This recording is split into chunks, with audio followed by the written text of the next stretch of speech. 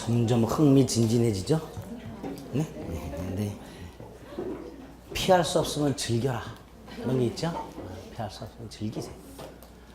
다만 이제 11, 12월 달에는 처음 보는 내용들이고 다 생소하니까 머리가 많이 아프죠. 그러려니 하고 듣는 거예요. 이 공부는 이렇게 듣다 보면 언젠가 귀가 열려요. 언젠가. 자기도 모르게. 네, 그게 8월 달에. 그게 내년 8월 달에.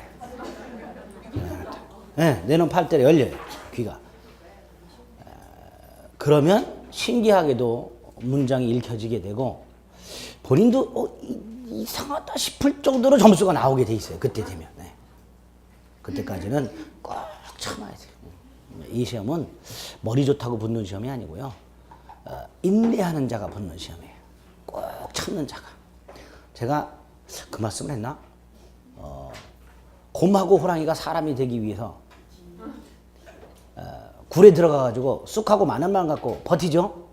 예? 우리가 딱 그 심정이라고 생각하시면 돼요. 언제가 될지 모르는 그 희망만 있는 상태에서, 언제일지 모르는 그런 아주 불확실한 상태에서 쑥하고 마늘만 먹고 참고 있는 곰하고 호랑이를 생각하세요. 그 중에 못 참고 뛰쳐나간 호랑이는 결국은 호랑이로 살죠. 그러나 곰은 어때요? 사람이 됐죠. 사람만 됐나? 환웅하고 결혼해서 단구까지 났죠. 그 사람을 우리가 웅녀라고 부르잖아요. 우리가 그 곰이 돼야 돼요. 이때 쑥이 민법이고 이제 마늘이 학개론이고 그렇습니다. 그래서 이렇게 버티세요. 버텨야 돼요. 이 시험은 버티는 자가 이기는 시험이에요. 근데 이제 사람인지라 조금 가다 보면 급한 분들은 내가 강의를 한 번 들었는데 아무것도 모르는 상태가 되면 속이 답답하고 이게 과연 올바른 공부 방법인지 회의도 들고 내가 과연 이게 붙을 수 있는지 불안감도 엄습하고 하다 보니까 이제 공부를 하기 싫어지고 학원 가기 싫어지고 애들 심정하고 똑같은 거예요. 억지로 학원 보내놓으면 도망 다니고 그러잖아요. 근데 걔네는 억지로 보내놨잖아.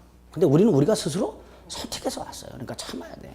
힘들어도 꼭 참. 그 흔들릴 때 참는 그런 훈련을 자꾸 하셔야 돼요. 안 그러면 봄바람 불고 그럴 때부터 이제 산으로 놀러 다니기 시작하고요. 꽃구경하러 다니기 시작하고요. 여름에 가족 핑계 대고 휴가 가기 시작하고요. 그렇게 돼요. 더군다나 무슨 모임 같은 거 가면 안 되잖아요. 그렇죠? 평상시엔 잘 안 가던 모임도 이 시험 공부하면 꼭 가요. 꼭 내가 가야 될 것 같아. 괜히. 다 핑계예요. 그러기 시작하면 공부 못합니다. 꼭 참아야 되고 특히 가족의 희생을 담보로 합니다. 가족, 아이들 특히. 케어 제대로 못 해주죠? 못 해줘요. 그러니까 가족 생각해서라도 뭔가 이 공부를 계속해야지 열심히 해야지겠다는 동기가 필요해요. 이게. 가족을 생각해야지. 근데 이 가족을 생각해야지. 애들 생각해야지. 내가 이렇게 고생하고 애들을 케어를 못하니까 붙어야지. 라는 생각은 3일을 못 가요. 3일을 못 가요. 그래서 이제 좀 다른 동기가 필요하죠. 내가 잘 돼야 되겠다. 근데 제일 좋은 게 합격을 했을 때 여러분들이 사무실을 다 개업을 할 생각을 하시잖아요. 대부분. 그때 그 사무실 이름을 하나 미리 지으세요. 대박부동산 이렇게. 그리고 그거를 간판을 여러분들이 스스로 컴퓨터로 만들어가지고 뽑아가지고 책상에 딱 붙여놓으세요. 간판. 간판만 붙이지 말고요. 대박부동산 대표 공인중개사 누구 이름까지 딱 여러분 걸 딱 써가지고 붙여놔. 그게 동기가 돼요. 거기다가 명함까지 하나 만들어요. 만들어요 미리. 대박부동산 공인중개사 대표 누구 해가지고 대표 공인중개사 누구 했고 자기 이름 해가지고 번호 딱 봐갖고 그거를 뭐 이렇게 뭐 100매 만원 이런 거 주문하지 말고 인터넷으로 이렇게 명함 만드는 그 프로그램이 있어요. 그걸 이렇게 만드는 거 인쇄하고 갖고 다니는 거예요. 흔들 때마다 펼쳐보는 거야. 그래 내가 이 명함을 쓸 때가 와야지 이런 식으로. 예? 네, 그렇게 자기 마음을 다져야 돼요. 안 그러면 이거 오래 못 버텨요. 1년을 가야 되는 공부인데 많이 흔들립니다. 많이 흔들려요. 또 하나 있어요. 저 이정환이 내년에는 절대 보지 말아야지. 잔소리꾼 이정환 꼴배기 싫어도 빨리 붙어야지. 뭐 이런 거. 그런 생각도 유효합니다. 네, 그렇게 자꾸 생각하세요. 자, 물권법 총론 부분 중에서 일반론 중에서 물권의 일체 그 중에서 일물 일권주의 및 그 예외까지 왔습니다. 물권의 종류. 물권의 종류가 일단 민법에 몇 개가 있어요? 8개가 있어요. 그 다음에 법에는 규정이 없지만 관습법이라고 해서 어떤 건 조금 이따 볼 거예요. 관습법에서 인정되는 거니까 한 4개 정도 있어요. 그래서 총 우리가 이제 듣게 되는 물건이 한 12가지 정도가 있는데 이 종류가 많아요, 적어요? 12개의 종류. 적은 거예요. 채권과 비교해서. 채권은요, 셀 수 없이 많아요. 당사자가 계약을 하면 만들어지는 게 뭐예요? 채권이에요. 그러니까 아주 다양한 상상조차 못했던 채권을 당사자들이 자유롭게 얼마든지 만들어낼 수 있습니다. 반면에 물권은 딱 법에서는 몇 개만 해놨어요? 8개만. 왜 그랬을까요? 요것 때문에 그래요. 185조에 의하면 물권은 법률이나 관습법에 의하는 외에는 임의로 창설하지 못한다. 이렇게 해놨어요. 이걸 물권 법정주의랍니다. 쉽게 말하면 물권 국민들 함부로 만들어내면 뒤진다 이런 뜻이에요. 못 만들어내요. 그걸 물권 법정주의라 합니다. 두 번째, 이거 강행규정일까요? 임의규정일까요? 강행규정이에요.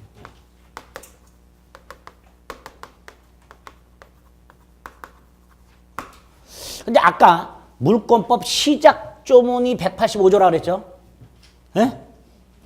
184조까지가 민법 총칙에 관한 규정이고요. 185조부터가 물권법인데 이게 강행규정. 그래서 이 이후에 등장하는 대부분의 물권법들이 강행규정의 성격을 띠게 됩니다.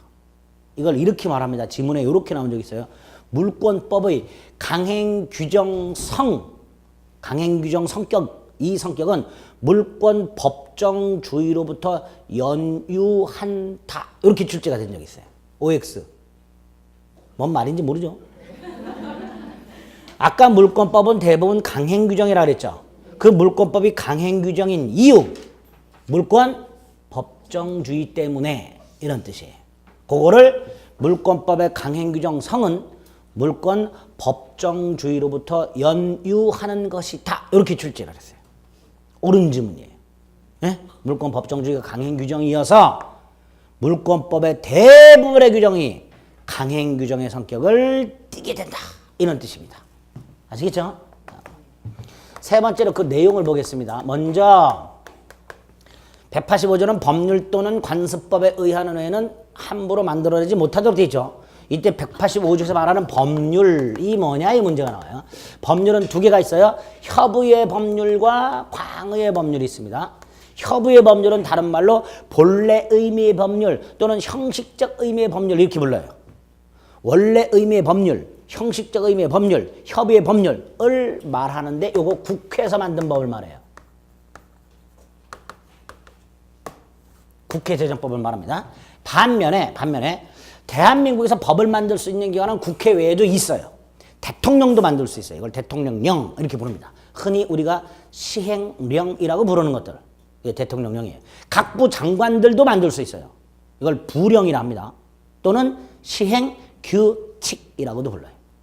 지방자치단체도 만들어요. 평택시 의회도 만듭니다. 조례. 평택시에도 의회가 있죠? 있나? 지방자치단체. 조례. 이런 것들도 법이에요. 이렇게 국회에서 제정한 법 플러스 국회 이외의 기관이 제정한 법을 합해서 광의의 법률 이렇게 불러요. 그러면 185조 물권 법정주의에서 말하는 법률은 요거일까의 문제가 생기는 거예요. 협의의 법률이냐 광의의 법률이냐 문제가 생기는데 우리 대법은 협의의 법률을 말한다. 국회 제정법만을 말한다. 따라서 명령이나 규칙, 조례 따위를 통해서는 물권을 만들어낼 수 없다. 이렇게 됩니다. 명령, 규칙, 조례 따위를 통해서는 물권을 만들어낼 수 없다. 이게 첫 번째예요. 두 번째가 법률뿐만 아니라 뭐로도 만들어낼 수 있다? 관습법. 관습법은 관습 플러스 법이에요. 관습이라는 건 일정한 기간 동안 반복된 관행을 말합니다. 일정한 기간 동안 반복된 관행을 말합니다. 그게 법으로 인식될 때 그걸 관습법이라고 불러요. 반복이 되다 사람들이 마치 법처럼 착각하게 되는 거. 이걸 뭐라 한다? 관습법. 요거 가지고도 만들어낼 수가 있어요. 어쨌든 이렇게 법률 또는 관습법만 가지고 물건을 만들어낼 수 있을 뿐 그 이외의 것을 가지고는 물건을 만들어내지 못합니다. 이때 구체적인 내용은 뭘까? 물권법정제의 구체적 내용은 첫째가 새로운 종류를 만들어내지 못해요. 이걸 종류강제라 그래요. 법률이나 관습법에서 인정하고 있는 물건 이외의 새로운 물건을 만들어내지 못합니다. 이걸 종류강제라 합니다. 두 번째가 법률이나 관습법에서 인정되는 권리예요. 예컨대 점유권, 저당권, 법에 있지요. 근데 이 법에는 이런 권리에 구체적인 내용이 들어있어요. 지상권을 가지고는 뭘 할 수 있다. 지역권을 가지고는 뭘 할 수 있다. 이걸 권리의 내용이라 합니다. 그 내용을 바꾸는 것도 인정되지 않습니다. 이걸 내용강제라 합니다. 이렇게 종류강제, 내용강제 두 가지를 의미합니다. 물권 법정지는. 따라서 이거를 위반하게 되면 예를 들어서 새로운 종류의 물건을 만들어내면 무효가 되고요. 무효가 되고요. 새로운 내용을 부여해도 무효가 됩니다. 강행 규정이기 때문에. 이때 요 경우 4개가 있어요. 당사자들이 새로운 물건을 만들어냈다가 이게 법원까지 갑니다. 이런 물건이 인정되냐 안 되냐 가지고서. 이때 법원이 이건 관습법적으로 인정된다 라고 한 게 4개가 있어요. 그건 조금 있다. 안 된 게 4개가 있어요. 법원까지 갔다가 깨진 게 4개가 있습니다. 온천권, 사도통행권. 사도통행권은 다른 말로 관습상통행권이라고도 합니다.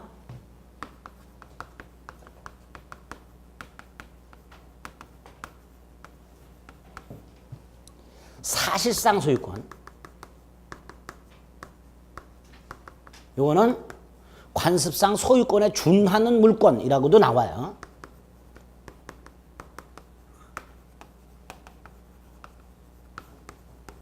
아유 팔 아파라. 공원이용권 4가지. 지금 써있는 이 4가지 권리다 아니다? 이거 권리다 아니다? 아니다 무효가 됐다니까. 이 써있잖아 이렇게 눈을 부릅떠야지. 종류강제를 위반해서 무효가 되어버린 게 4개라니까. 이건 권리가 아니에요. 시험 문제 다음 중 물권이 아닌 것은 이렇게 여러 번 나왔어요. 그때 답이 이게 3번이나 나왔어요. 외워야 되는 거예요. 일단은 어떻게 외워요? 한번 있다. 온, 사, 사, 공 이렇게. 이런 건 권리다 아니다? 아니다. 이런 권리는 대한민국에서 인정되지 않는다. 간단히 한번 생각해요. 온천권은요. 온천수에 대한 독점적 권리를 말하는데요. 우리 대법원에 할 때는 온천수는 지하수의 일종이에요. 그리고 자기 땅에서 퍼올린 지하수는 그 땅 소유자 거예요. 즉 지하수는 토지 소유권에 복종을 합니다. 그러니까 만약에 내가 내 땅에서 온천수를 발견해서 퍼올렸어. 그걸 본 옆 땅 소유자가 더 큰 파이프를 뽑아갖고 물을 뽑아 올리고 있어. 내가 먼저 발견했으니까 내 거라고 주장할 수 있냐? 안 된단 말이에요. 그런 걸 온천권이라고 주장하는 사람이 있었어요. 안 돼요. 온천수는요. 온천법에 의해서 별도로 규율을 해요. 온천수에 의해서. 그리고 그 온천수는 원칙적으로 지하수의 일종이고 토지 소유권의 객체일 뿐 별도로 온천수에 관한 독점적 권리를 인정하지 않습니다. 그러니까 온천권이라는 권리는 인정이 안 되는 거예요. 두 번째 이거. 가끔 텔레비에서 이런 거 가끔 나오죠. 수십 년 동안 마을 동네 사람들이 통행을 하던 자동차도 왔다 갔다 하고 농기구도 왔다 갔다 하던 그 길을 갑자기 토지 소유자가 나타나서 측량을 딱 한 다음에 펜스를 딱 쳐가지고 동네 사람들이 산으로 이렇게 돌아가야 되는 경우. 이런 경우 보신 적 있죠? 이때 동네 사람들이 그 인터뷰에서 맨날 뭐라 그래요? 수십 년을 통행했던 도로인데 갑자기 토지 소유가 막아버려서 이건 어떻게 하면 권리가 우리가 인정돼야 되지 않냐. 그걸 사도통계가 아니라 자기들이 이름을 붙이고 인정해달라고 주장을 했어요. 우리 대법원 안 돼. 아무리 장구한 세월 타인 소유 토지를 통행했다 하더라도 그 도로에 대한 권리를 인정해 줄 수는 없다가 이거예요. 사도. 안 돼 이런 권리. 왜 안 되는지 나중에 물권을 보다 보면 밝혀져요. 왜 이걸 인정할 필요가 없는지. 게 따로 있어요. 이거하고 비슷한 기능을 하는 게 민법에 2개나 있어요. 그러니까 이건 따로 인정할 필요가 없는 거예요. 이거. 갑이 아파트를 샀어요. 돈을 다 줬고요. 등기서를 넘겨받아서 현재 그 아파트에 살고 있는데 등기를 안 했어.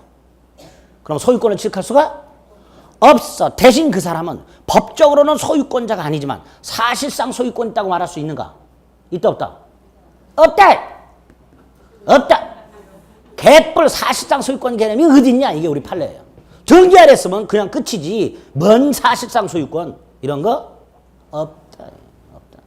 반드시 등기해야 소유권 취득하는 거고 등기 안 한 상태에서 10년, 20년, 30년, 40년, 100년, 1000년이 돼도 사실상 소유권이나 권리 따위는 인정될 수 없다예요. 다만 세법을 공부하다 보면 세금 부과와 관련하여 사실상 소유자라는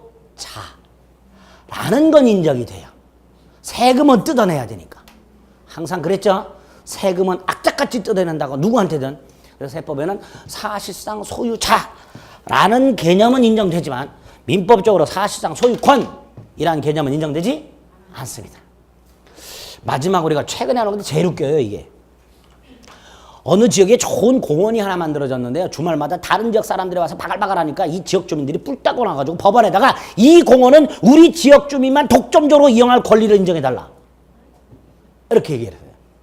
대법원이 이걸 인정해 줬을까요? 안 하겠죠. 공원이란 건 공공재의 성격이 있단 말이에요. 어느 특정 지역의 주민만 다닐 수 있는 그런 독점적 권리는 인정할 수가 없는 거예요. 공원 이용권이라고 당사자들 이름을 붙였는데 우리 판례는 이런 걸 인정되지 않는다라고 했습니다. 안 돼. 반면에 새로 만들어냈는데 법원이 인정을 한 게 있어요. 관습법적으로 인정된 게. 첫째, 아까 돼지 100마리 무슨 권? 돼지 100마리 동산 양도 담보권. 이 법에 없어요 이런 거. 아까 동산을 담보로 돈을 빌리면 민법에 무슨 권이 있었어요? 질권 형식으로 빌려야 돼요. 그런데 이 돼지 100마리는 도저히 질권 갖고 안 된다 그랬죠. 그래서 만들어냈어요. 판례가 인정했어요. 그래서 이름을 붙여요. 동산 양도 담보권이라고. 지상권에 가면 분묘기지권이라는 게 나와요. 남의 땅에 묘지를 설치하고 20년 지나면 그 땅에 대해서 묘지를 소유할 권리가 생겨요. 분묘기지권이라고 합니다. 관습법상 법정지상권이라고 합니다.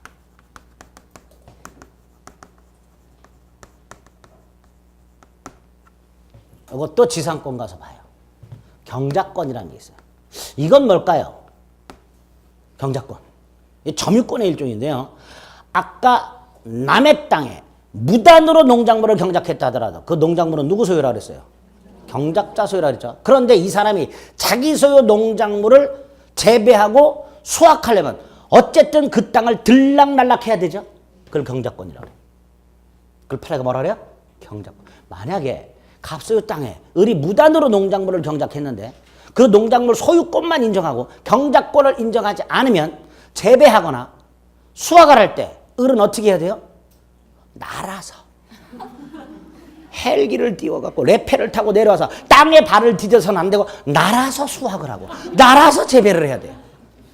그러니까 어쩔 수 없이 땅을 들락날락할 권리를 인정해 줘야 되겠죠. 그걸 경작권이라 합니다. 판례는 점유권의 일종이다 라고 해서 이걸 인정하면서 이 경작권 팔아먹을 수 있다 없다? 있다. 농작물 팔아먹으면 이것도 같이 팔아야지. 만약에 이걸 팔지 못하게 하면 농작물 산 사람은 다시 뭘 타야 돼? 레페를 타야 돼. 농작물을 경작한 사람부터 농작물을 산 사람은 이거를 못 사면, 이걸 못 넘겨받으면 이 사람은 또 헬기를 하나 사야 돼. 농작물뿐만 아니라 헬기까지 사. 그러니까 경작권도 뭐 할 수 있다?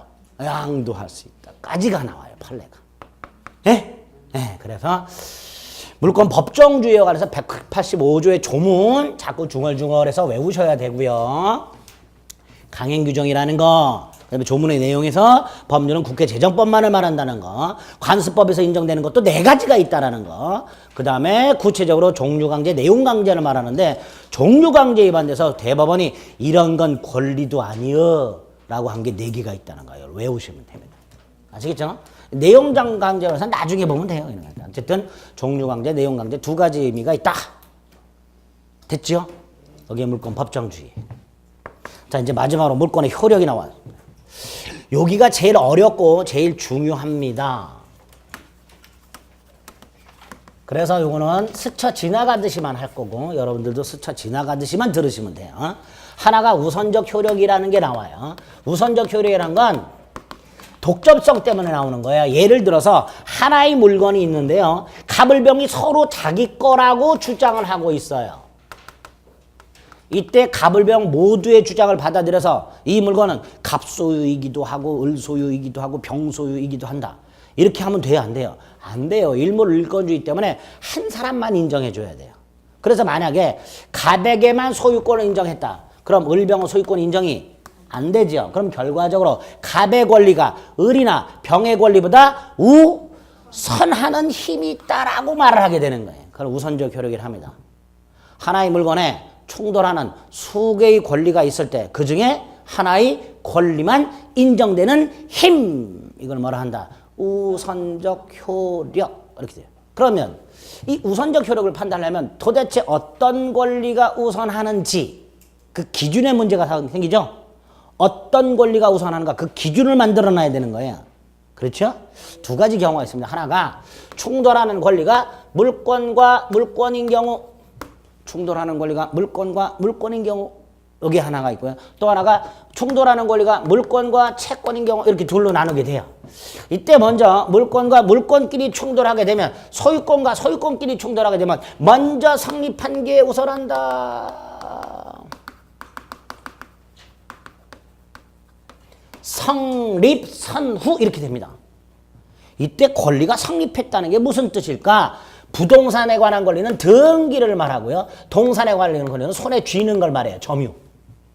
그래서 우리 부동산 이중매매에서 누가 소유권 취득한다 그랬어요? 등기 먼저 한 사람. 예? 등기 먼저 한 사람. 하나의 땅에 대해서 매수인이 여러 명이 자기 거라고 주장하고 있을 때 누가 우선한다고요? 먼저 등기한 자가. 이 원칙이에요. 성립 선후에 의해서 구별합니다. 물권끼리는. 그런데 예외가 두 개. 첫째, 점유권이라는 놈. 이놈은 아예 우선적 효력이라는 것 자체가 없어요. 이놈 자체는. 점유권이라는 권리 자체는 뭐가 없다고요? 그냥 우선적 효력이 없다. 이렇게 생각합니다. 그 말은 다른 권리와 충돌한다 안 한다? 안 해요. 그래서 하나의 물건에 점유권도 있고 소유권도 있고 사이좋게 병존할 수가 있어요. 우선적 효력이라는 게 없어요. 또 하나가 소유권이라는 놈과 제한물권이 충돌하는 경우. 성립선으로 따지면요. 어떤 물건에 대해서 소유권이 먼저 성립하고 두 번째 그 소유권을 제한하는 물건이 성립해요. 성립선으로 따지면 이게 먼저 성립을 해요. 그런데 개념상으로 제한물권이 소유권을 제한해요. 개념상으로. 그래서 뭐가 우선할 수밖에 없다? 이게 우선할 수밖에 없죠. 얘가 이걸 제한을 해버리니까. 제한물권이 뭘 제한한다고요? 소유권을 제한하는 거예요. 그러다 보니까 성립선으로 따지면 소유권이 우선해야 되지만 개념상 뭐가 우선할 수밖에 없다? 제한물권. 그래서 소유권과 제한물권이 충돌하게 되면 언제나 제한물권이 우선. 갑소유 땅에 을이 지상권을 갖고 있다. 이 땅 누가 사용할 수 있을까요? 을이 사용하는 거예요. 을이. 얘는 소유권자지만 사용을 못해요. 지상권자가 사용을 합니다. 이 제한물권이에요. 이렇게 소유권과 제한물권이 충돌하게 되면 언제나 뭐가 우선? 제한물권이 우선. 언제나. 그렇게 나와요. 지문이. 그 다음에 물권과 채권의 충돌을 보겠습니다. 이건 이제 나중에 임대차나 주택 임대차에서도 쭉 연결이 되는데요. 예를 들어서 갑소유 주택이 있어요. 이거를 을에게 임대를 했어요. 자, 물건을 빌려주는 사람을 임대인, 빌리는 사람을 임차인 이렇게 부릅니다. 이때 임차인은 임대인에게 물건을 사용하게 해달라라는 채권인 임차권이라는 권리가 생겨요. 자, 임차권 물권이다 채권이다? 채권이라고 그랬어요. 제가 지금. 두 번째, 이 상태에서 갑이 주택을 팔아요. 그래서 병에게 소유권 등기를 넘겨주면서 병이 소유권을 만약에 취득을 합니다. 이 상태에서 새로운 소유자인 병이 집을 비워달라라고 했을 때 을이 병에게 임차권을 주장하여 못 비워줘 라고 할 수 있을까요? 없을까요? 없어요. 없는 게 원칙이에요. 이유를 봅니다. 아까 임차권은 누구한테만 주장할 수 있다고 그랬어요? 특정한 채무자한테만. 그러니까 을이 갖고 있는 임차권은 누구한테만 주장하는 권리예요? 갑에게만. 병에게는 주장할 수가 없어요. 반면에 병은 무슨 권을 갖고 있어요? 소유권, 물권이에요. 누구에게도 주장이 가능해요. 그러니까 병은 주택에 대한 소유권을 을에게도 주장해서 나가라 할 수 있어요. 반면에 을은 병에게 임차권을 주장할 수 없기 때문에 병이 나가라 그러면 찍소리 못하고 나가야 되는 게 원칙입니다. 그러면 이렇게 물권과 채권이 충돌하는 상황에서 뭐가 우선한다? 물권이 우선한다. 이 원칙이다. 이거를 시험지문에 이렇게 나온 적이 있습니다. 매매는 임대차를 깨뜨린다.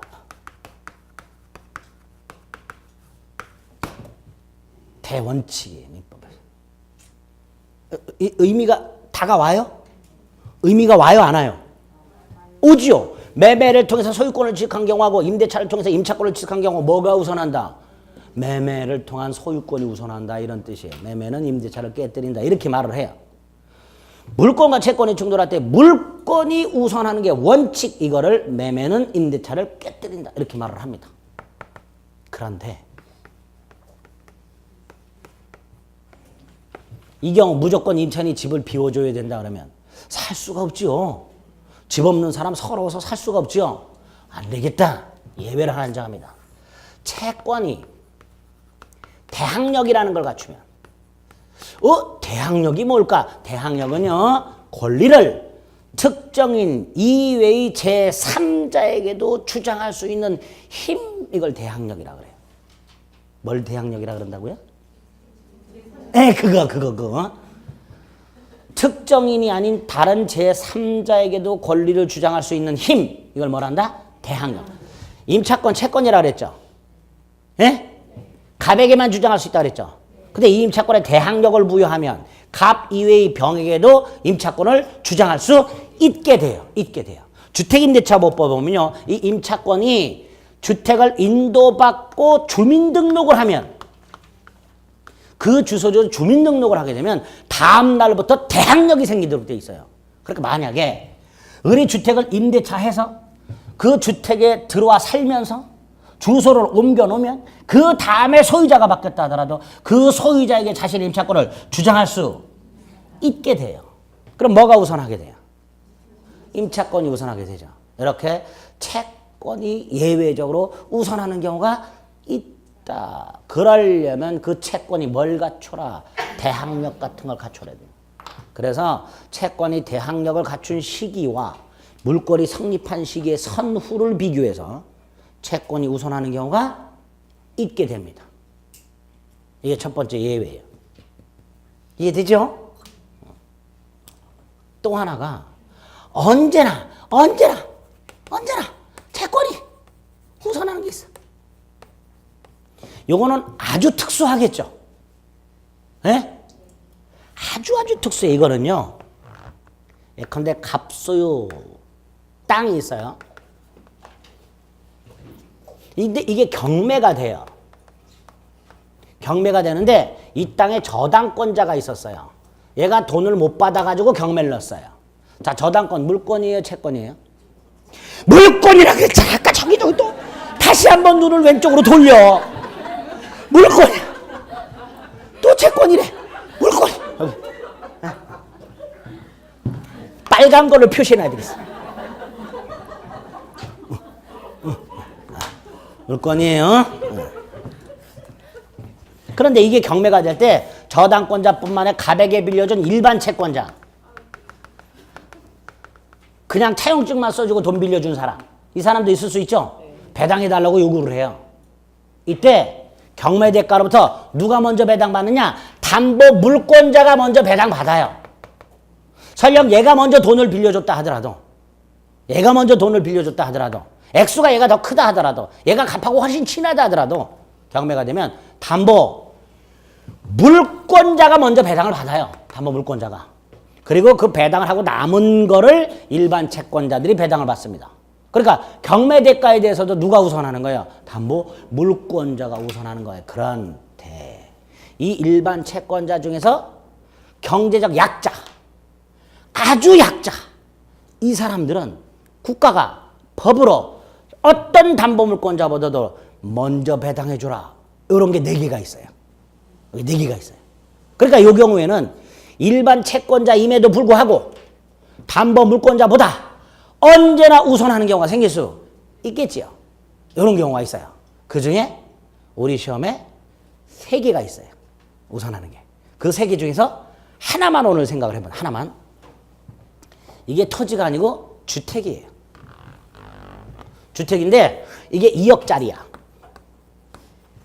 그런데 여기에 은행이 1억을 빌려주고 저당권을 딱 설정을 해놨어. 이때 을이 5천만 원의 보증금을 주고 들어가려고 그래. 들어가면 돼요, 안 돼요? 안 돼요, 원래는. 근데 보통 사람은 이렇게 생각합니다. 주택 가격이 2억이고 경매가 되더라도 얘가 1억을 가져가니까 얼마가 남아? 1억이 남지. 그럼 나는 5천 배당받을 수 있겠지. 라고 들어가요. 그럴 수 있겠죠?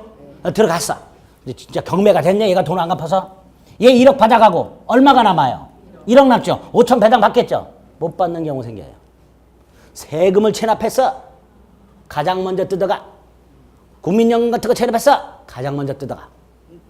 예? 근데 그런 세금 체납 같은 건 등기부에 나타나 있지? 않아요. 그러니까 예를 들어서 얘가 세금을 한 9천을 체납을 했어. 제일 먼저 뜯어가. 그 다음에 얘 얼마 뜯어가? 1억 뜯어가. 얘 얼마 남아? 1,000만 원. 세금이 1억이야. 그럼 1억 먼저 뜯어가. 얘 얼마 뜯어가? 1억 뜯어가. 얘 얼마 뜯어가? 빵원. 이런 경우도 생겨요. 이런 게 최근에 시험 문제 나오는 깡통전세, 기세에 나오는 깡통전세. 이런 거. 경매되더라도 보증금 한 푼도 회수 못하게 되는 그런 경우가 생길 수 있습니다. 그럼 얘는 어떻게 돼요? 집 나 앉아야지. 보증금 한 푼 회수 못하고 나 앉아야지. 이럴 때 요 사람이 그 보증금 중 일정액만큼은 가장 먼저 배당을 해주도록 하고 있습니다. 그게 주택임대차 보호법 따위에 있는 소액임차인의 최우선 변제권이라는 거예요. 주택임차.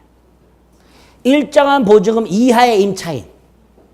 예컨대 서울 같은 경우 1억 보증금 이하에 그 1억 보증금에서 3,200만 원까지는 무조건 제일 먼저 배당을 해줘요. 그게 여기에 예에 해당되는 거예요. 언제나 채권이 우선하는 경우. 이렇게 언제나 채권이 우선하는 게 4개가 있습니다. 4개. 그 중에 하나 지금 말씀드린 거예요. 주택임대차보호법 일정한 보증금 이하의 임차인, 소액임차인 그 보증금 중 일정액 3,200만 원까지 제일 먼저 배당. 이런 걸 소액임차인의 최우선 변제권 이렇게 부르게 됩니다. 우선적 효력 이 정도. 다 잊어버려도 돼요. 계속 말씀드리지만 잊어버려도 돼요라고 말을 안 해도 잊어버리게 돼 있어요. 그러니까 스트레스 받지 마시고 이렇게 우선적 효력의 개념과 어떤 권리가 우선한지 판단하는 기준 및 예외적인 것들 이런 것들을 머릿속에 좀 생각하시면 그 중에서도 특히 이거 잊지 마세요. 요거 이 2가지는 물권과 채권이 충돌하게 되면 뭐가 우선한다? 물권이 우선하는 게 원칙이다라는 걸 절대로 잊으시면 안 됩니다. 아시겠죠? 네. 여기까지가 우선적 효력에 관한 내용이에요. 마지막 하나 남았어요. 물권적 청구권.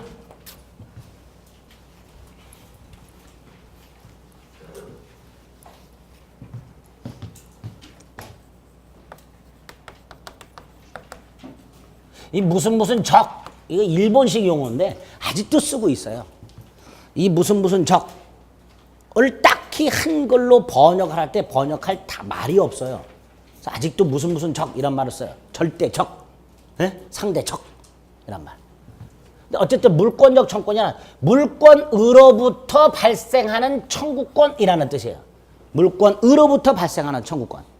채권으로부터 발생하는 건 채권적 청구권 이렇게 불러요. 물권으로부터 발생하는 청구권입니다. 어떤 건지 보겠습니다. 여러분들이 책을 막 공부를 하고 있는데 민법을 열심히 쉬는 시간에도 떠들지 않고 열심히 공부하고 있는데 화장실을 잠깐 갔다 왔어. 갔다 왔더니 책이 없어졌어. 봤더니 옆에 사람이 가져갔어. 내 허락도 없이. 그럼 여러분들은 그 사람한테 뭐라 그래요? 책 돌려줘. 이렇게 말을 하죠. 돌려받는 방법이 여러 개가 있죠. 뺏는 방법이 하나 있고요. 뺏는 방법이 하나 있고. 또 하나가 돌려줄 때까지 묵묵하게 기다리는 방법이 하나 있고. 세 번째가 돌려달라고 말하는 방법이 있고. 이때 뺏는 거는 법적으로 금지돼 있어요. 뺏는 건 법적으로 금지됩니다. 이유는 점유권 가면 밝혀져요. 내 물건을 말없이 가져갔을 때 내 물건이라고 힘으로 뺏어오면 오히려 내가 그 사람의 점유권을 침탈하게 돼요. 예? 안 받아들이시네. 나중에 점유권 가서 말씀드릴게요. 그러니까 뺏는 건 법으로 금지됩니다. 힘으로 뺏는 건. 두 번째, 돌려줄 때까지 기다려. 그럼 내년 시험 볼 때까지 안 돌려주면 공부를 못하죠? 그럼 남아있는 방법 하나예요. 돌려달라고 청구. 이때 돌려달라고 청구하는 권리의 근거가 뭐예요? 내 소유권. 그게 물권적 청구권이에요. 이걸 인정을 안 하면 아까 말씀드린 대로 힘으로 뺏거나 돌려줄 때까지 기다리는 방법밖에는 없게 돼요. 그렇죠? 그렇잖아요. 뭘 당연한 걸 떠들고 있냐. 당연한 게 이거예요. 그래서 물권이 누군가에 의해서 침해를 당하고 있거나 또는 방해를 당하고 있거나 또는 그러할 염려가 있을 때 그 물권자가 침해하는 자, 방해하는 자, 방해할 염려가 있는 자에 대해서 침해하지 마라, 방해하지 마라. 이런 걸 청구함으로써 물권의 내용 실현, 물건을 사용하고 수익하고 처분하는 이거를 회복하는 권리를 물권적 청구권이란다. 간단하게는 내 물건 돌려줘. 이렇게 됩니다. 내 물건 돌려줘. 여기 물권적 청구권이에요. 이런 물권적 청구권을 인정하는 취지 이런 거 몰라도 돼요. 유형이 세 가지가 있어요. 내 물건을 가져가서 갔어요. 그럼 돌려달라고 하겠죠? 예? 이걸 물권적 반환 청구권이랍니다. 가져가지는 않았지만 화장실 갔다 왔더니 깔고 앉아 있어. 그럼 뭐라 그래야 돼요? 엉덩이 치고죠. 예? 방해제거 청구.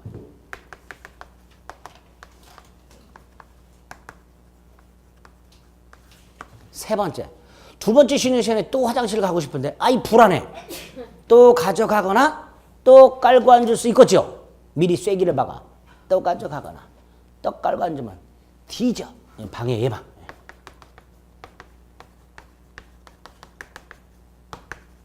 세 가지. 3종.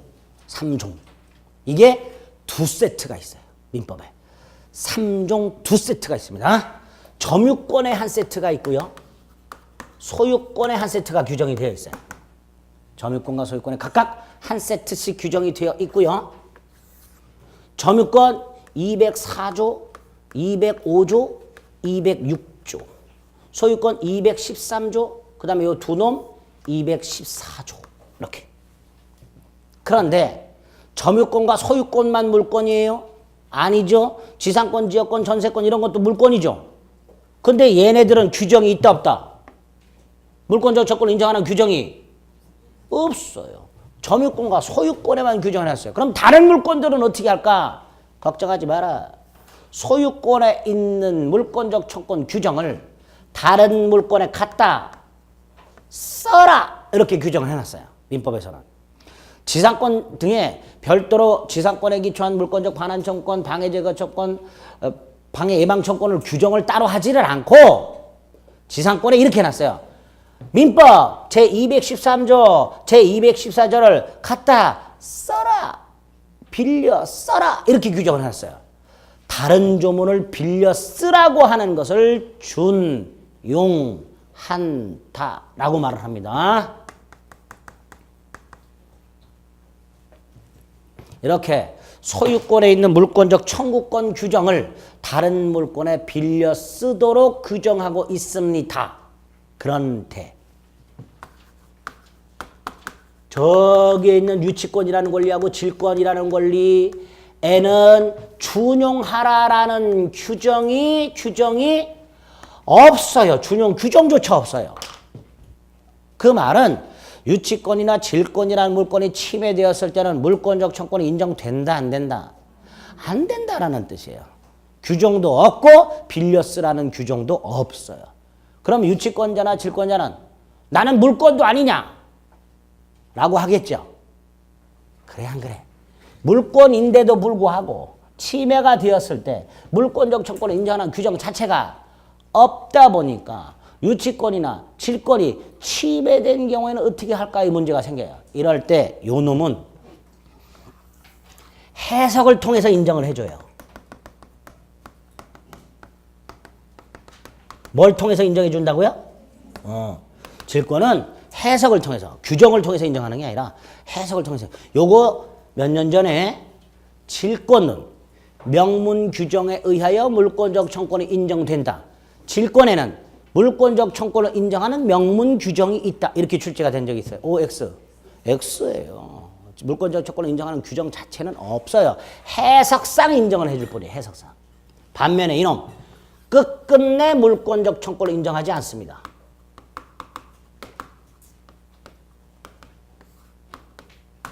유치권은 뭐가 인정 안 된다고요? 물권적 청구자라는 권리가 인정이 안 돼요. 그럼 유치권이 침해되면 침해된 상태로 그대로 있어야 되는가? 아니에요. 유치권이 침해되면요. 동시에 점유권도 침해가 돼요. 유치권이 침해되면 동시에 뭐도 침해된다고요? 점유권도 침해돼요. 그러니까 유치권이 침해되면 뭐로 보호받으면 돼요? 점유권에 의한 물권적 청구권으로 보호를 받으면 돼요. 그러니까 굳이 유치권에는 뭐하러 똑같은 걸 두 개로 인정해줘? 인정할 필요가 없어요. 그래서 유치권은 끝내 유치권 자체에는 물권적 청구권이 인정되지 않습니다. 나중에 다 나와요. 다시 뼈대를 잡는 거예요. 두 번째로 저기 물권 중에서 지역권이라는 물권하고요. 저당권이라는 물권은 이 물권의 객체인 물건을 점유를 안 해요. 우리 저당권 생각하고 봅니다. 갑이 아파트를 담보로 돈을 빌려요. 은행에서. 그럼 그 은행은 아파트에다가 저당권이나 근저당권 같은 걸 설정하는데 이때 그 아파트 은행이 들어와 살아요? 아니지요. 저당권자는 목적물을 점유하지 않아요. 지역권도 마찬가지입니다. 그러다 보니까 이 두 놈은 그 점유를 하지 않기 때문에 뺏길 일이 없어요. 없으니까 돌려달라고 할 일도 없습니다. 그래서 이 두 놈은 반환 청구권은 준용을 하지 않고요. 방해 제거하고 방해 예방 청구권만 준용을 합니다. 그러면 지역권이라는 물권과 저당권이라는 물권은 물권적 청구권이 인정되지만 그 중에서 뭐만 안 된다? 반환 청구권만 인정이 안 된다. 착각하시면 안 되거든. 깜빡하기 쉬워요. 지역권과 저당권은 물권적 청구권은 인정된다. 되지만 뭐만 안 된다? 반환 청구권만 인정이 안 된다. 이렇게 기억을 하셔야 돼요. 여기까지 됐죠? 이렇게 물권적 청구권의 기본적인 유형을 머릿속에 좀 미리 넣어두실 필요가 있습니다. 그 다음에 그러면 왜 점유권과 소유권은 물권적 청구권을 이렇게 명확하게 따로 규정을 해놨냐? 아까 저기 맨 처음에 물권에 분류를 해놨지만 점유권이라는 권리와 소유권을 포함하는 나머지 권리를 점유권과 본권이라 해서 구별을 해놨죠? 예? 물권 중에서 나머지 물권과 점유권은 성질이 완전히 달라요. 완전히 다른 물권이에요. 그러다 보니까 어쩔 수 없이 점유권과 본권 중에 대표 선수인 소유권에만 이렇게 따로 물권적 청구권을 규정을 할 수밖에 없어요. 내용도 달라요. 요건도 다르고. 그 말은 점유권과 본권은 구별하자, 구별하지 말자. 구별하자라는 거예요. 구별하자. 예를 들어서 여러분이요. 미용실 가가지고 미용실에 있는 잡지를 보고 있습니다. 그 잡지에 대해서 여러분들이 무슨 권이 있을까요? 먼저 소유권. 없죠? 지상권, 지역권, 전세권. 없죠? 유치권, 질권, 저당권. 없어요. 없음에도 불구하고 일단 여러분들이 잡지를 쫙 펼쳐갖고 보고 있으면 독점적으로 보죠? 누가 앞에서 옆에서 이렇게 흘끼 보는 것도 귀찮죠? 흘끼 보면 이렇게 돌리죠? 독점적으로 봐요. 그러니까 이 잡지책에서 물건이 뭔가가 있는 거예요. 그 물건이 뭐예요? 점유권이. 그게 점유권이에요. 그런데 화장실 가고 싶어서 화장실 갔다 와서 보려고 내가 앉아있던 자리에 잡지를 이렇게 올려놓고 갔다 왔는데 누가 가져갔어요. 돌려달라고 할 수 있어요, 없어요? 있어요. 그게 점유권에 기초한 반환청권이에요. 이때 내 잡지 돌려줘요? 내가 점유하던 잡지 돌려줘요? 내가 점유하던 잡지 돌려줘요. 그게 점유권이에요. 소유권 등 본권과는 전혀 다른 권리죠. 그래요, 안 그래요? 그렇죠. 그래서 이놈과 본권은 완전히 구별해야 돼요. 완전히. 그게 208조라는 조문에 따로 나옵니다. 오늘은 점유권이라는 권리와 나머지 권리를 완전히 뭐 하자? 구별하자. 앞으로는. 구별해야 돼요. 머리에 아예 쫙 머리를 둘로 나눠가지고 점유권과 점유권 이외의 권리 이렇게 나누는 큰 장벽을 하나 딱 세워놔야 돼요. 아시겠죠? 그래서 물권적 청권도 이렇게 따로 규정을 해놨습니다. 네 번째, 물권적 청권을 행사하기 위한 요건만 보게. 요건. 물권적 청권, 물권적 반환 청구권, 방해 제거 청구권, 방해 예방 청구권 같은 거. 옥상에다가 빨래를 넣어놨어요. 그중에 이제 빤스가 하나 있어요. 근데 이게 옆집으로 휙 넘어갔어요. 을한테 가서 내 빤스 돌려줘 할 수 있어요, 없어요? 있지요. 근데 이 빤스가 바람에 넘어갔어요. 을에게 잘못이 있어요, 없어요? 없지. 없어도 달라고 할 수 있어요. 이거를 물권적 청구권은 침해 원인을 불문한다 라고 말해요. 다시 말해서 누군가의 잘잘못이 아니라 불가항력적으로 침해된 경우에도 물권적 청구권이 인정된다 라고 얘기합니다. 이게 물권적 청구권이에요.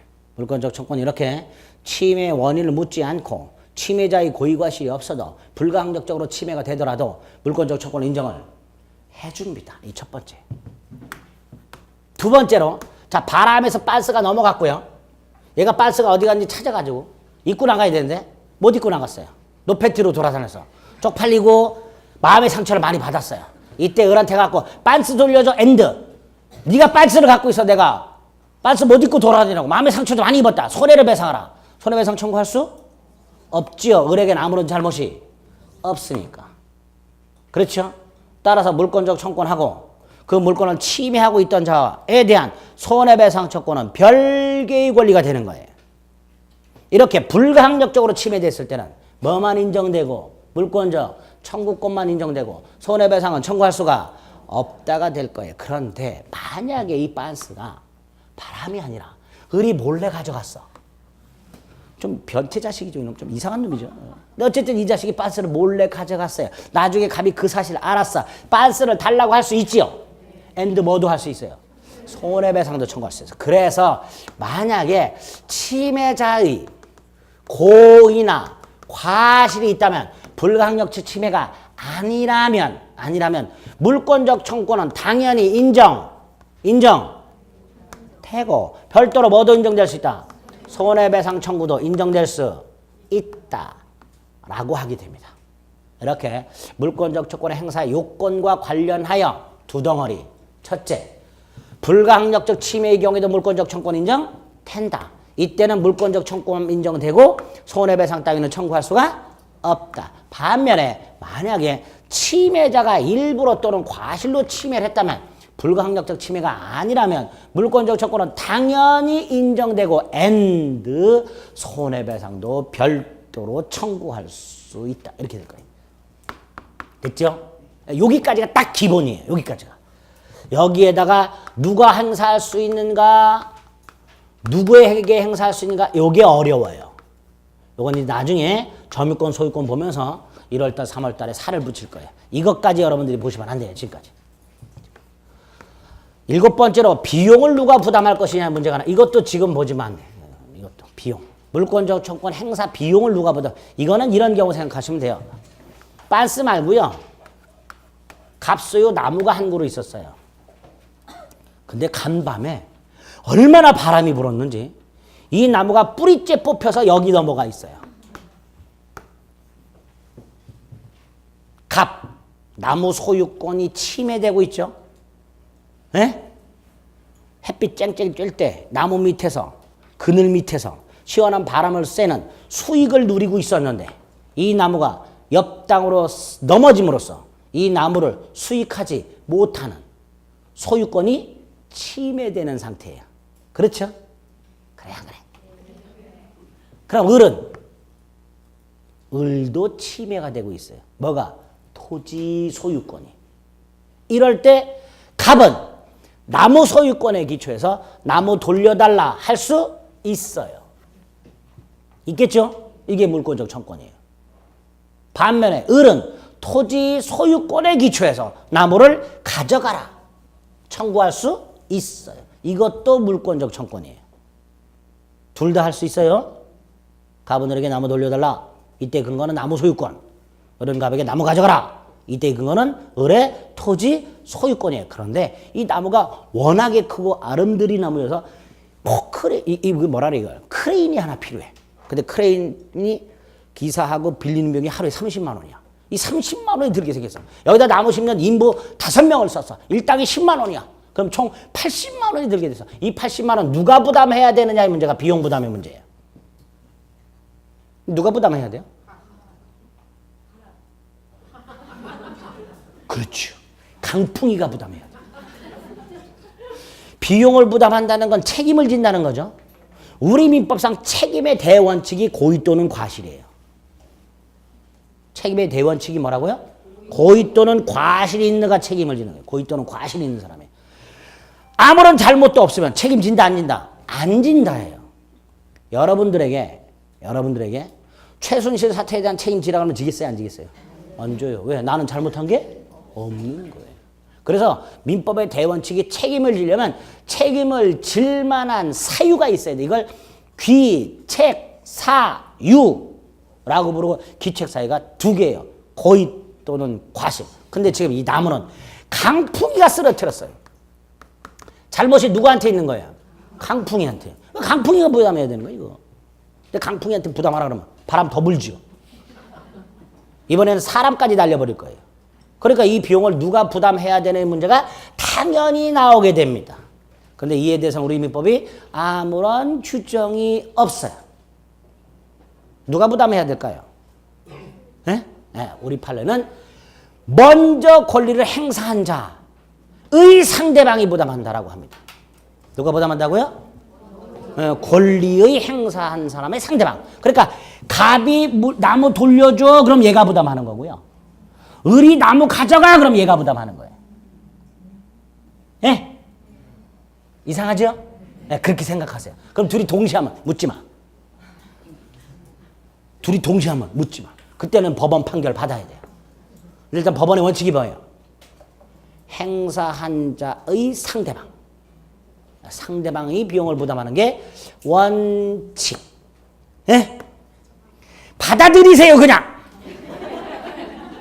값수요 남은데 왜 을이 부담하나요? 이런 거 하지 말고 그냥 받아들여. 이런 거는 받아들여요 제발. 그냥 순수하게 상대방이 부담한다고 하는구나 우리 대법원에 하면. 그럼 무슨 생각하면 돼? 먼저 청구해야지. 그런 생각만 하고 있으면 돼요. 아시겠죠? 여기에도 플러스해서 동시하면 어떡하나요? 뭐 이런 거. 값수요 남은데 왜 을이 부담하나요? 이런 거 생각도 하지 말자니까. 에? 받아들이는 에? 백지와 같은 상태가 필요해. 비용은 누가 부담한다고요? 상대방. 마지막으로 요거는 이제 미리 좀 생각을 해볼 필요가 있어요. 계약상 권리와의 관계가 문제가 되는데요. 또 듣기만 하세요. 갑이요. 을에게 자전거를 2시간을 빌려줘요. 돈 받고 물건 빌려주는 걸 뭐라 하죠? 임대. 대여는 이제 우리가 흔히 쓰는 거고 법적으로는 임대차. 돈 받고 빌려주는 거. 2시간을 빌려줬어요. 아직 2시간이 안 됐어요. 갑은 을에게 자전거 반환 청구할 수 있어요 없어요? 없지요. 계약상도 못하고 소유권에 의해서도 못해요. 근데 2시간이 딱 됐어요. 그럼 을은 자전거를 반환해야 되죠. 법 공부하기 전에 반납이라고 불렀죠. 이제 반환이라고 부르세요. 을은 반환했는데 안 해요, 을이. 그럼 답은 돌려달라고 반환을 청구해야 되겠죠. 이 반환 청구권이 갑에게는 두 개가 있어요. 반환 청구권이 하나가 자전거 소유권에 의한 물권적 청구권으로서의 반환 청구권이 하나 있어요. 이 갑소유잖아요. 그래 안 그래요? 근데 얘가 시간이 됐는데도 안 돌려주면 갑에 뭐가 침해가 되는 거예요? 소유권이 침해되는 거예요. 그러니까 소유권에 기초하여 물권적 청구권으로서의 반환 청구권이 하나 있습니다. 소유권에 기초해서 물권적 청구권으로서의 반환 청구권이 하나 있습니다. 또 하나는 임대차 계약에 보면요. 임대차가 종료가 되면 임차인은 물건을 반환할 의무가 있어요. 계약상 의무가 있어요. 그러니까 반환하지 않으면 갑은 반환하라고 청구할 수 있겠지요. 즉 계약에 기초한 반환 조건이 하나 있어요. 임대차 계약 관계가 끝이 나게 되면 갑은 을에게 자전거 반환을 청구할 수 있는데 이 반환 청구권이 두 개가 있다. 두 개가 있다. 하나가 자전거 소유권에 기초한 물권적 청구권과 임대차 계약에 기초한 반환 청구권. 요거는 계약을 통해서 발생했기 때문에 채권적 청구권이라고 불러요. 두 개의 청구권이 있습니다. 왜 똑같은 반환 청구권인데 두 개를 인정하느냐? 요거는요. 10년이 지나든 20년이 지나든 30년이 지나든 소멸하지를 않아요. 이런 걸 소유권에 기초한 물권적 청구권은 소멸시에 걸리지 않는다라고 말을 해요. 반면에 이놈은요. 10년 지나면 소멸해요. 그러니까 두 개의 권리가 성질이 다른 권리. 그래서 따로 인정이 됩니다. 그러면 물권적 청구권과 계약상 청구권과의 관계. 첫째, 계약관계가 존속하는 동안에는 물권적 청구권도 행사할 수 없고 계약상 청구권도 행사할 수 없다. 이렇게 되겠죠? 다시. 물권적 청구권과 계약에 의한 청구권. 에? 아니 아까 미용실에서 잡지를 보고 있는데 화장실 갔더니 가져갔어. 돌려달라고 할 수 있다고 그랬죠? 이거 계약상 권리예요? 가져간 사람하고 나하고 계약한 적 있어요? 없어요? 없어요. 그게 물권적 청구권이에요. 근데 만약에 계약을 맺었다면 계약상 권리가 하나 더 생긴다는 뜻이에요. 이럴 때 물권적 청구권이 있는데 뭐하러 계약상 청구권을 또 인정해 줄까의 문제가 물권적 청구권과 계약상 청구권과의 관계예요. 이때 계약 관계가 존속하고 있을 때는 물권적 청구권도 행사할 수 없고 계약상 청구권도 행사할 수 없어요. 그러나 그게 종료가 되면 둘 다 행사할 수 있다. 이렇게 됩니다. 둘 다. 그래서 계약에 기초한 청구권과 물권적 청구권은 경합하여 병존하고 중첩적으로 행사할 수 있다가 돼요. 이걸 두 개를 머릿속에 기억하고 계셔야 나중에 주체. 여기서 조금 어렵고 시험 문제 자주 나오는 게 하나 있어요. 그거를 이해하실 수 있게 됩니다. 아시겠죠? 요거 머릿속으로 따로 계약상 권리와 관계까지를 생각을 해주시면 돼요. 그래서 물권과 관련돼서 청론과에서 물권 일반론과 관련된 5덩어리 내용을 뼈대를 좀 잡아드렸습니다. 다 필요 없고 일물일권주의, 물권법정주의, 그 다음에 물권적 청구권의 개념 요 정도만 어떤 거다라는 정도만 머릿속에 생각해 주시면 됩니다. 아시겠죠? 여기까지. 다음 주에 이어서 이거를 볼 거예요. 이게 기초가 돼야 이게 들려요. 그러니까 꼭 복습해 오셔야 돼요. 아시겠죠? 여기까지 하겠습니다. 수고하셨습니다.